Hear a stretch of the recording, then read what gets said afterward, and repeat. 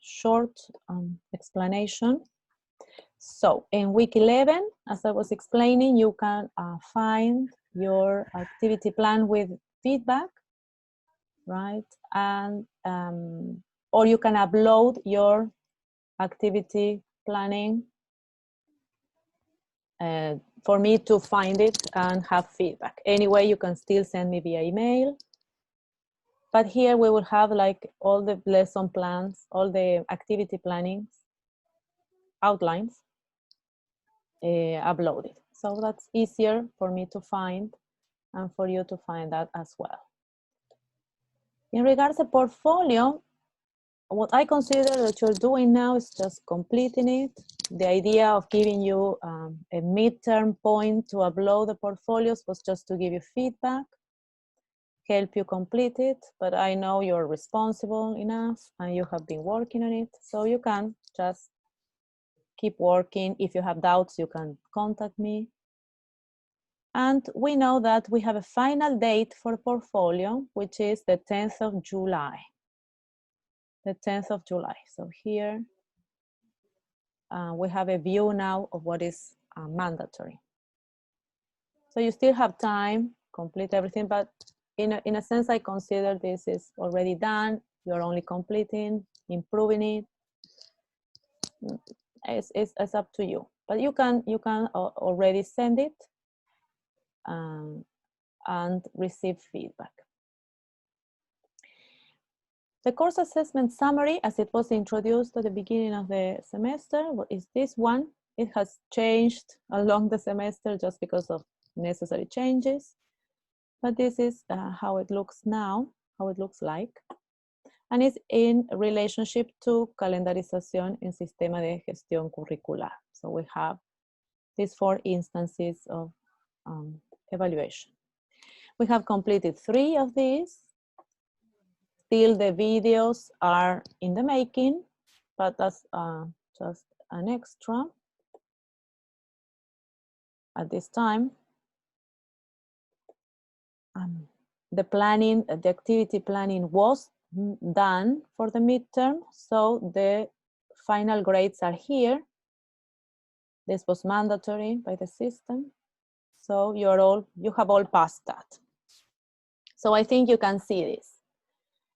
Sistema de gestión curricular, you can already see this. And then the only thing missing is this red arrow. Yes, the final micro-teaching activity, which includes something that is important, that is lesson planning, that we will introduce today. And of course, the objectives, activities, everything with which you have already started working. So lesson planning is our last activity. We have several weeks to develop this. And we have to make up our minds about the way of showing. Micro-teaching is a teaching activity that is supposed to be in a reduced in time. It can be done in a classroom, in face-to-face classes. And in this case, it can be done through a video or through a live session, very similar to what we did here in the activity plan. Yes, so probably my idea at the beginning of the semester was that we might have been coming back to class in face-to-face classes, and you would have been able to do this, even if not with children. We could have done this on campus, but the situation was changing along the semester, we know that. So this could have been a possibility in face-to-face classes among ourselves. So that's why I thought about this at the beginning. Anyway, we still have time, we have some weeks. The final grade is due on 17th of July. And we have this restructured, this plan restructured, so that we go week by week. And we have flexibility here because we are only working on this planning and planning that micro-teaching, that final micro-teaching, and finishing the portfolios as well. So these weeks are only devoted to that. We don't have tasks. long readings, nothing to do with that. It's just creative work. You will be just at the point of creation.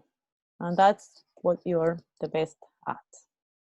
Yes, so I think these weeks will be more relaxing. Only that you need to collaborate, to continue collaborating, so that this planning and micro teaching or video or live session, yes, looks the best. And you have the option to collaborate. And be creative, be creative, be creative. Okay, any questions so far? We are going to how our lesson plan looks like now. And if we go further about last, okay, so we are in the last unit, planning and classroom management. We have been talking a lot about the standard 4, so just not to forget the standards. And standard 4 is very ad hoc for what you're doing now. Why is this so important? One question. En español, ¿por qué es tan importante este estándar tan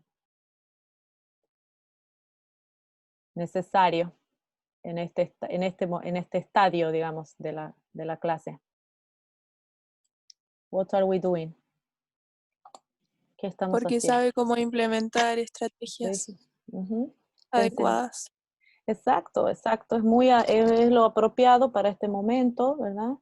En que el módulo ha ido evolucionando entre la teoría, un poco de práctica y hasta lo práctico. Y las planificaciones, the wonderful lesson planning. So this is our most ultimate standard.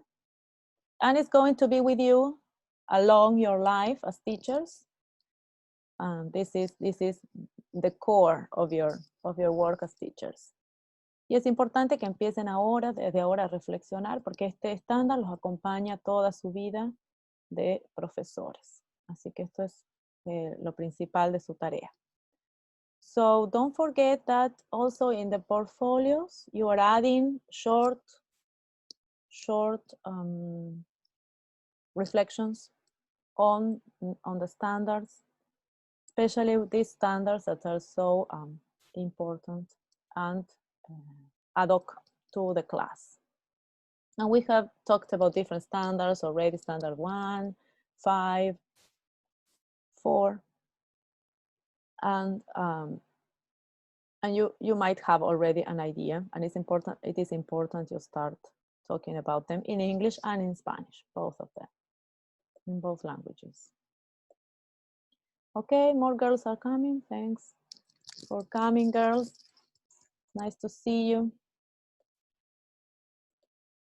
And just as a general revision, I want to know whether you had time to check the materials I uploaded 2 weeks ago. The last materials refer to the silent period, an important, or pre-production, also pre-production period in the learning process of children or of adults as well. That refers to what specifically? Why do we have this? Why do we have to consider this? Oops, sorry, I do not know what I did. Why is it important that we revise these concepts? What do you remember? Use mimic for express. Yes, it is when we as teachers are compelled to use other resources to make ourselves understood, but also to help students express something. So probably students at this stage, children or students are not going to respond in which way? Yes. Not respond orally in long discourses, yes. So I need to change the color. Students do not respond orally yes, in long discourse. But they respond in which way? Someone was saying? So it's a plural. How do they respond?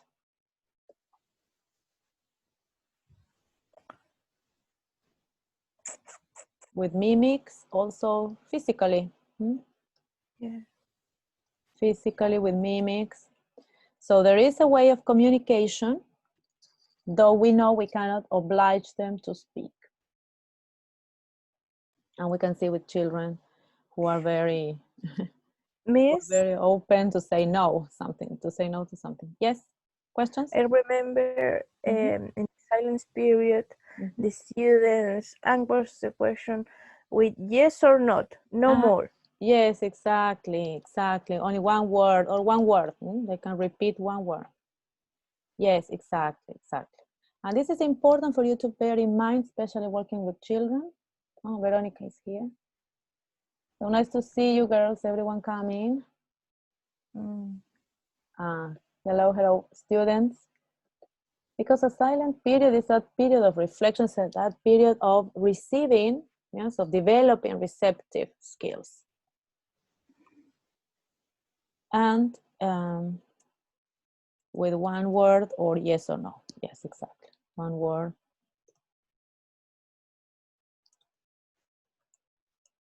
Okay, thank you for coming, girls, even those that are just arriving. We are revising these materials I uploaded last week, and this was an important topic to be dealt with children, especially since we are going to probably teach children, and we will need to pay attention to this period when they are learning, when they are developing their receptive skills. And this was just a summary of a not so long article, but you were not compelled to read it. It's just a suggestion. Children, it's not that they are silent, but they are reflecting and developing the skills. It is important also to consider that children need to feel comfortable, safe, and develop motivation to speak. So the silent period involves many things, not only the development of language and receptive skills in order to produce, but also lower anxiety levels, avoid the feeling of being compelled, obliged, commanded to speak. And so it's an important stage. It's also called pre-production stage. And it is important to build up all these feelings, positive feelings towards the language that will help our students in the future be able to speak and produce. So that's why I wanted to call your attention on this, because you might have it, you might need to have it in mind, bear in mind when you plan. Okay, so some questions, just oral questions. What is going on in the student's brain during the silent period? What do you think they are learning? Because it's not that nothing is happening. They might be silent, but what is going on in their brains? What do you think?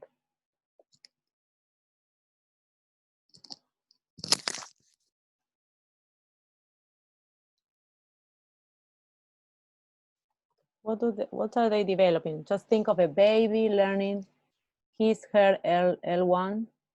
What are they developing? They cannot speak, but they can hear, they listen to the parents, the caregivers. What do babies develop?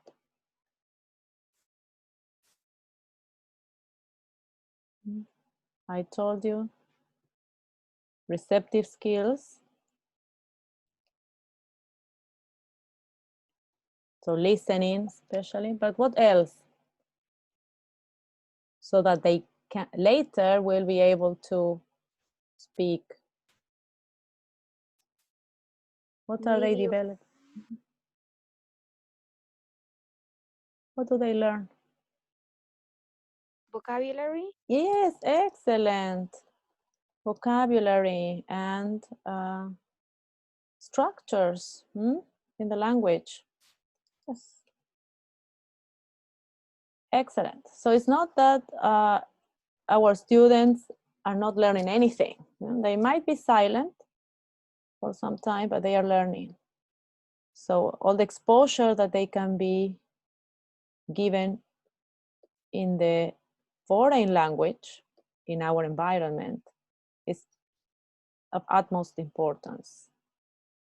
They really need to develop this vocabulary in the foreign language, especially since we are not in an English-speaking environment.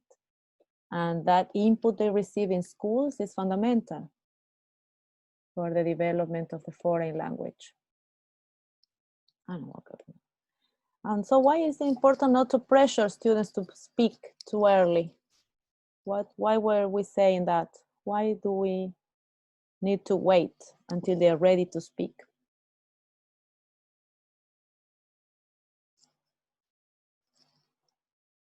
What did I say that they need to build up or develop?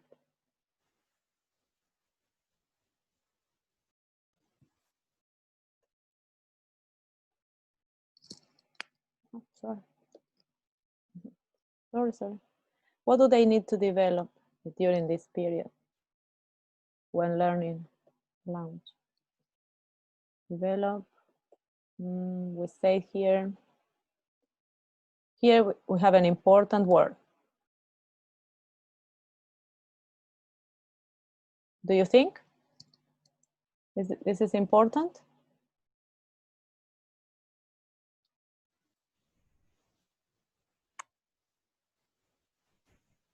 Also here we have some other idea. What is this? Learners need to engage in active second language learning. Engagement is something like a commitment, something they need to be sure they want to do and create that bond. Motivation, excellent, Valentina. Yes, excellent. So they're building up motivation, engagement. Yes, commitment. Commitment is the English word for the Spanish compromiso, but in a positive way in which they become engaged, they become motivated, interested. Uno se compromete con algo que uno quiere hacer, uno tiene motivación de hacer. So to develop motivation and commitment towards the language, towards language learning, yeah, moreover, because it's, so all of that you're developing during those early times, because if students become scared or angry with English, in this case, or any other foreign language, then learning will be very difficult. Okay, and so which advice could we give a teacher who has students in the silent period? If we were in schools now, what would we say to our mentor teacher in reference to students in the silent period? What does she need to do? Just one idea? Stop teaching? No. Maybe teachers can use strategies as TPR, yes, where students are not asked to speak. Yes, strategies. Use strategies to motivate the students, to engage them, to make them participate. Yes, so engaging, we're going to call them engaging strategies. And that's also for us to keep on reflecting. Like TPR, of course, that's very pervasive with little children. TPR, TPRS, that we're going to, you have, there is something about that as well. Just because they engage students, make them participate, help them have some fun and learn the language. Yes, exactly. Valentina says that mistakes are possible. Yes, of course. And we didn't have time to read about the importance of mistakes. But since you are going to be teachers also in whichever area, the important thing to develop in your students is motivation, commitment, and self-assurance that whatever they do, and even if they make mistakes in whichever area, it is because they're learning, and mistakes are necessary when we are learning something. So it's usual that we're going to make mistakes, and there are some things we are not going to know how to do, or that we can improve. So there's always room for improvement, we say in English. And when you read this phrase, room for improvement, means things can become better. Yes, improvement. But this is especially so when you're learning. Yes, and I know we are all praised because we want to have things perfect, but there is always room for improvement. Remember this sentence. There is always room for improvement. To be better, to correct something, to learn something new. Okay. Room for improvement. Yes. Questions, comments? Let me check. Let me check. Zoom is okay here. Yes, do not press students to talk. Excellent, Magdalena. Yes, we cannot press them to speak. Excellent. And they're going to tell you no. Do you want to? I was just watching a video with a teacher in Mexico, I think, and she was asking the student, is this a girl or a boy? And she was teaching boy and girl, and the boy was saying no, he didn't want to speak. And so this is also possible. Students are going to answer to you, no, I don't want to do this, I don't want to speak. And this is important for you to bear in mind. Do not force students to speak. Okay. And this is something you can do, not using Spanish, but just using those strategies, becoming very patient, and always following a strategy and also following a habit, so that language starts developing in your students. Okay, any other ideas? So mistakes are important, they are part of the process. Yes, exactly. And we all go through silent period in everything, yes. If I tell you at the beginning, what is a silent period, and you didn't read about this, you're going to tell me, oh my gosh, when it's silent period, or you have just read something but you're processing, you're not able to answer. Sometimes you're not able to answer on the spot, and just because you're undergoing this process of reflection. So I like to think there is always a silent period at some point in which we are reflecting and processing information. And so this happens in different aspects of lives, of our lives, and also in different areas of learning. So bear this in mind. And then the characteristics of early language learners. I thought this resource was important as well, just because it gave you, so the University of Alberta in Canada just categorized some of these characteristics. Just to think these students are going to be the ones that we will work with most probably. And that they are going to be beginners, early beginners, or in developing stage. And that we are going to be in the spot of providing pedagogical responses for them. So here it says that, for example, beginner English learners can have fatigue by midday or be frustrated attending long lectures unaccompanied by visuals and gestures. So if students are only learning about language and about grammar, what can we do in order to help them not to be bored or fatigued, tired?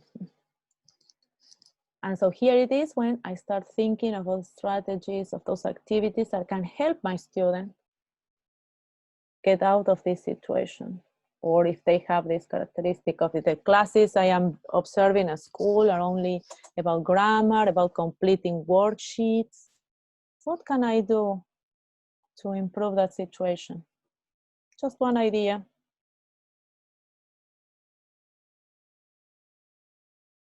Anything that comes to your mind?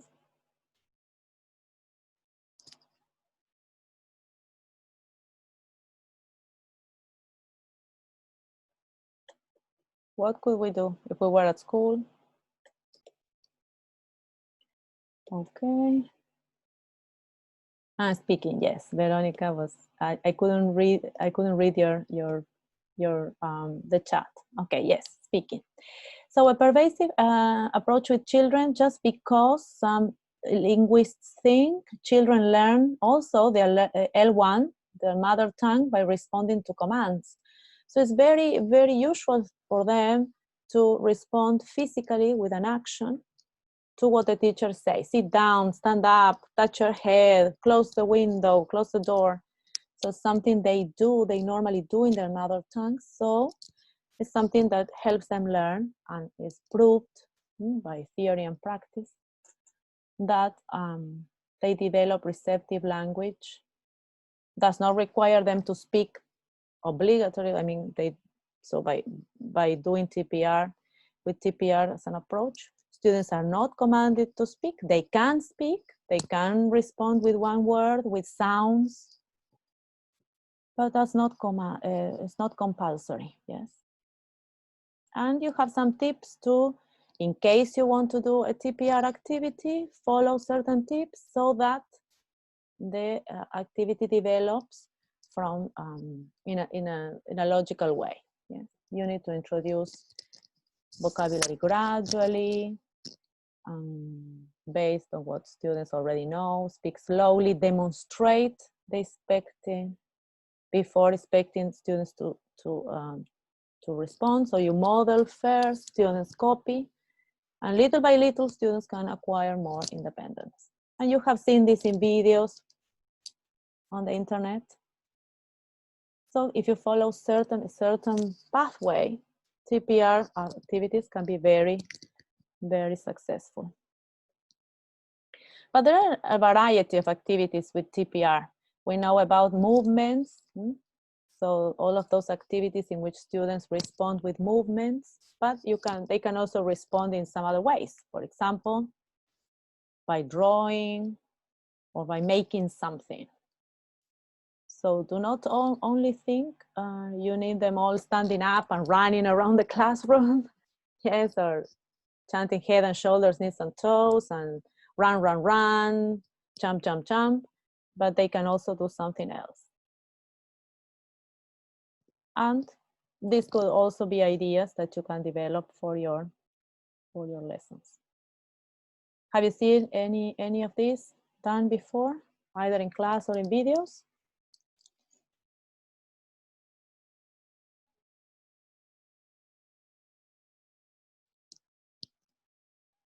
Have you seen? No. So you might have found probably. So there might be a possibility to find videos online in which students respond by doing something else than just moving with their bodies. For example, drawing something or making something. TPRS, we said the stories.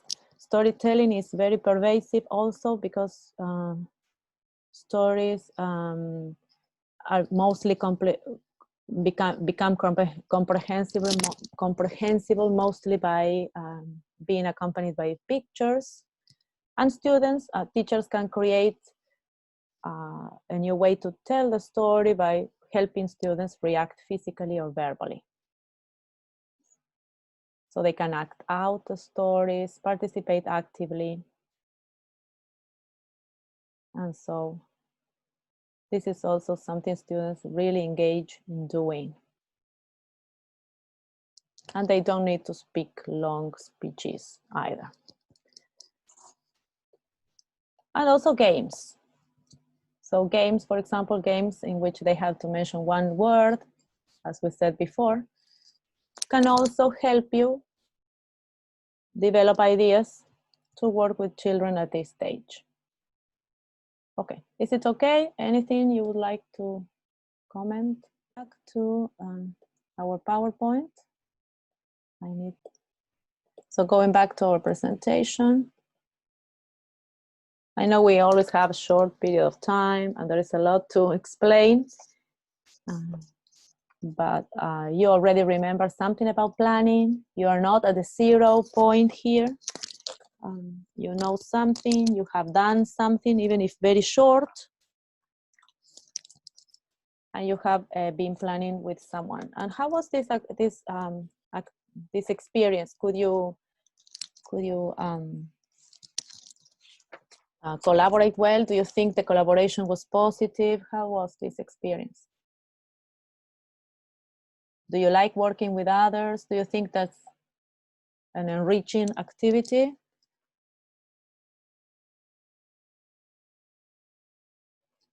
Is it positive?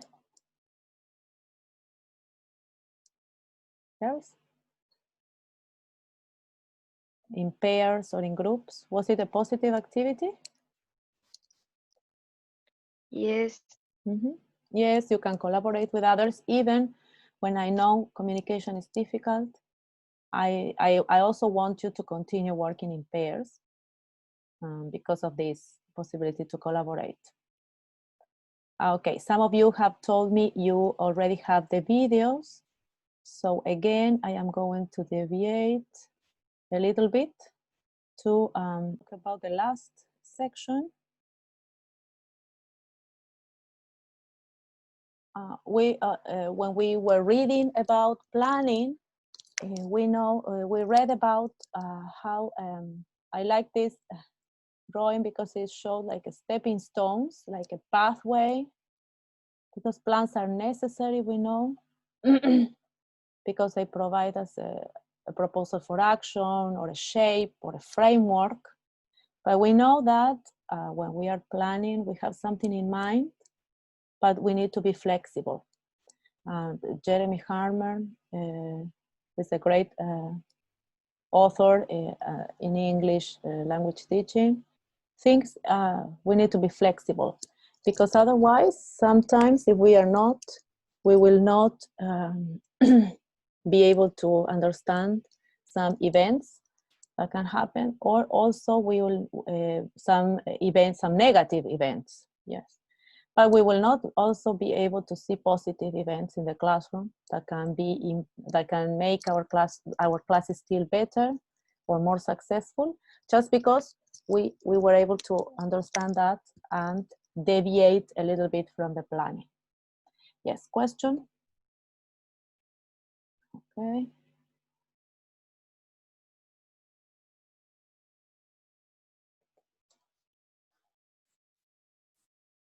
Okay, we continue.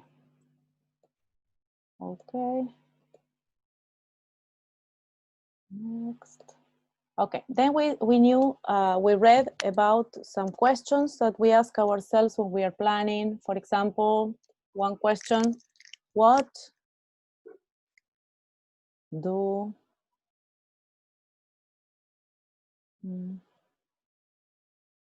a teacher ask herself, or a pre-service teacher, when she or he is planning?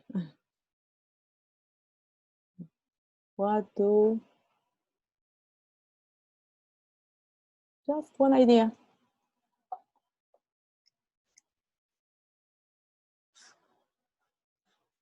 Or what can I ask about myself. What can I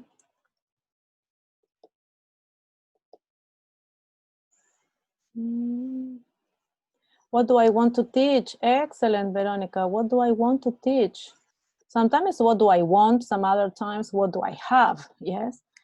If I am mandated by the Ministry of Education, by plannings from school. What do I want to teach? Yes, excellent. What do I want to teach? what do I have to teach?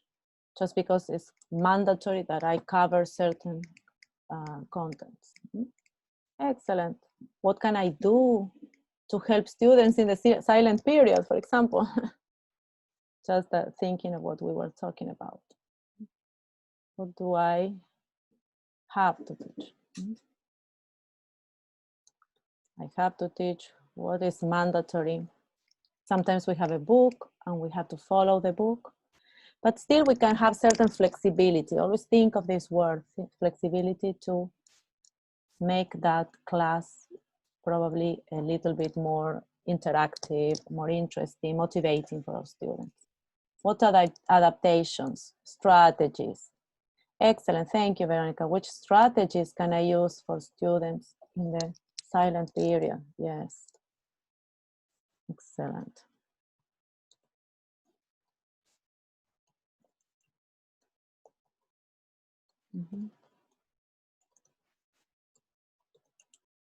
How do I teach vocabulary? How do I prepare students to understand the vocabulary of a song, for example? Yes, excellent. How do I adapt? And this is something you will be doing, or yes, adapt materials to the proficiency level of my students. And that's something you will always be doing in every area.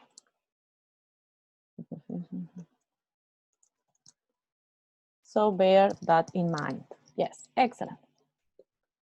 Then we had the activity. Do you remember this outline? Of course, this was not a planning. This was not a lesson plan itself. It was just an outline I created to help you, to guide you. And you completed it quite well. Some of you asked me about mechanics, or some ask you about collaboration. This can be some description of how you collaborated. For example, one person was doing the materials, the other person helped with ideas for I don't know, for the activity, for a game. So that can also be here. So just in general questions you have asked me. And whenever you send me, the people that have been sending me, I will give you some ideas here, some feedback. But you know that I was explaining at the beginning, there is a lesson plan from class to class that the practicum, all the practicum modules in the career are going to have. And so now we have organized only one model that we have been translated with Professora Karen, because she's the coordinator of practicum. So as to have one proposal, and that we are so that all our modules in the career use the same planning format. And that's what we have been doing these weeks. So this is brand new. It is a brand new class-to-class lesson plan. Here you have a photo, but I will show, it is uploaded to Educandos, and I will show you the document. And it has 2 sections. It is long, just because there are several sections here. And I will show you the other document. Probably we can have bigger letters there. So this is brand new. As I said, we are going to have a unification of the materials you have in Educandos. I don't know, the Word document. Okay. The Word document. Sorry. I cannot move it. It's like this. Sorry. Modelo Planificación Clase a Clase. You might have seen this title before in Spanish. In English, lesson plan from class to class. And here we have all data from you. Schools, grade, yes, timetable, the unit. And remember that also in other modules, you have been working with bases curriculares. Since the Ministry of Education wanted to unify the work with different areas, and the work with objectives. And we have learning outcomes, and we also have learning objectives. So by analyzing the bases curriculares as they are written, we can find this, all of these sections, yes? The learning outcome, what do they expect to get, that final objective they want to reach by the end of the year, in the different, according to different skills, plus the learning objectives, which for us are the English language objectives that we have been practicing in writing, and the attitudes that are going to be developed along the unit. So this is a way to work organized with the other modules in the career. And so these are the other headings. So here we have the objectives, the learning outcome, and the language objective. Then we're going to have the skill, and the bases curriculares organizes the skills. The learning activities, here it is where we develop our creativity, though they also suggest activities. We're going to see one. Yes, questions?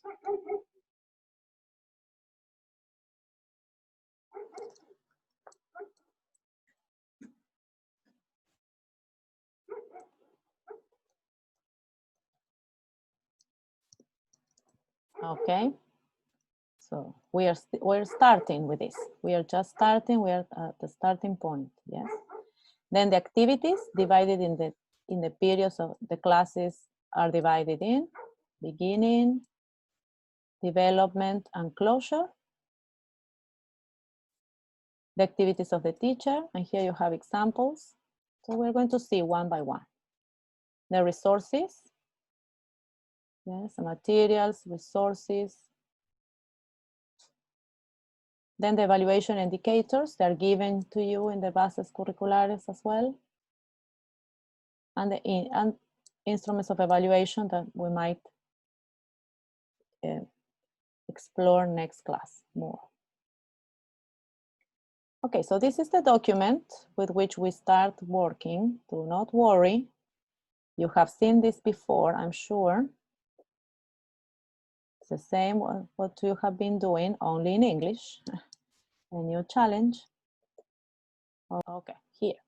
So we will finish revising the presentation and some of the materials, so you understand what we are talking about. You will have time to read this. It is on Educandos. And get you acquainted with it. Yes, get to know it. So my idea was to start with a programa de estudio de quinto año básico. I want to clarify that there are proposals. Sorry, they are below here. There are proposals for first grade, from first grade to fourth grade, and you can find them here. So they are propuestas curriculares para programas de inglés de primero a cuarto año básico. Okay, so and you can find them here. But just for an example, I decided to work with quinto año básico.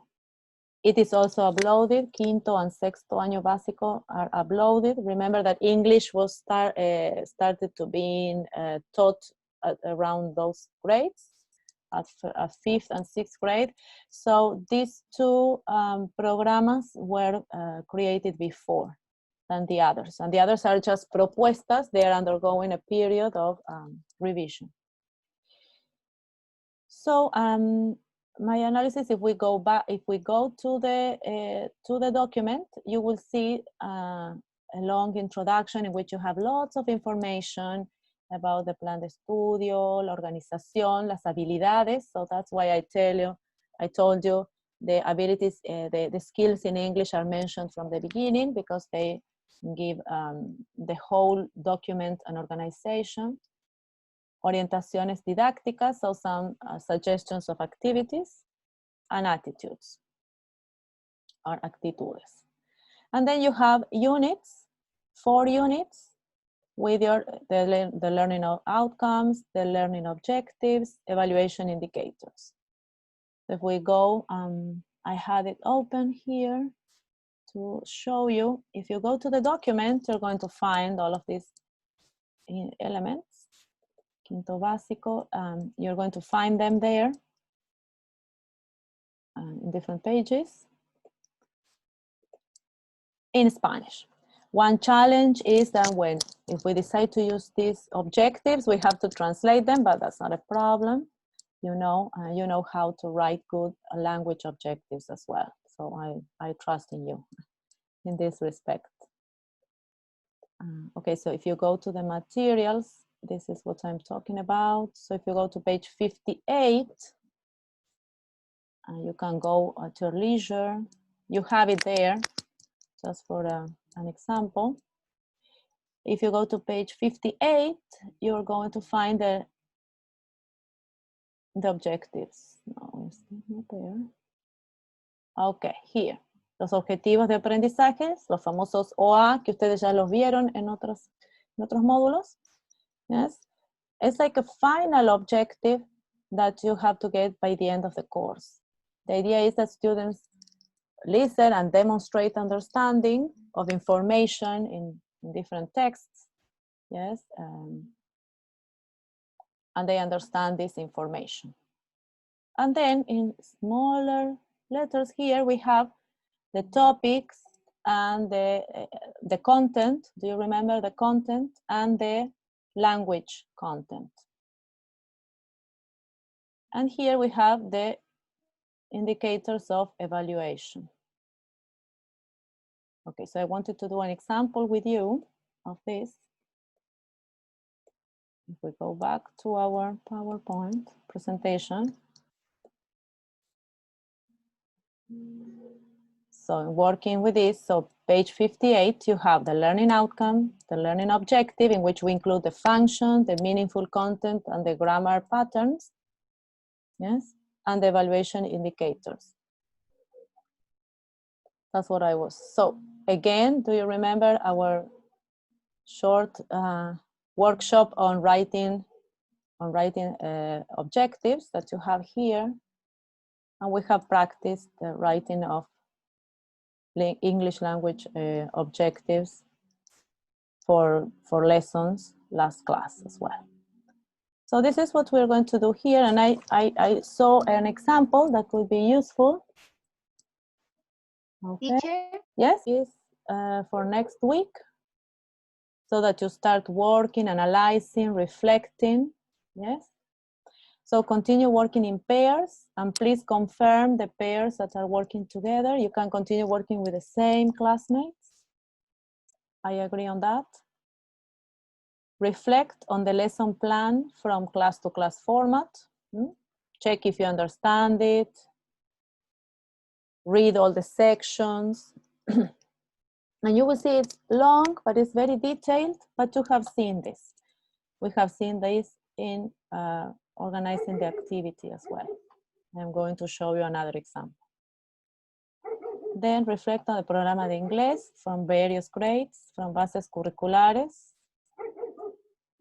And check there in the PowerPoint, I have written the different pages to check if you understand them. Reflect on the grade or level and the unit you would like to work with. So check if you want to work from 1st to 4th, 5th or 6th. And complete. So take one. So download the lesson plan and start working to the best of your ability. See which sections you can already complete. And we discuss next class how to continue with more examples. I want to show you something here to show you that we have already done this. Okay, no, I will go back to the document. So check here. When we are going through the stages of the class, we have the beginning of the class, and you have the presentation of the objective, which is the objective they are going to learn, which is the learning objective, the language. In the class opening or warm-up element, remember we start the class with some warm-up activity. It can be very short to get students accustomed to English, to change the tip that they are going to, their chip that they're going to work in English now. Check their previous knowledge, because probably they have been working with this content the week before, the class before. Think of an element of motivation, something that we call their attention, that will also be related to their lives, and provide the instructions for the activities that are going to follow. Okay? If we check this,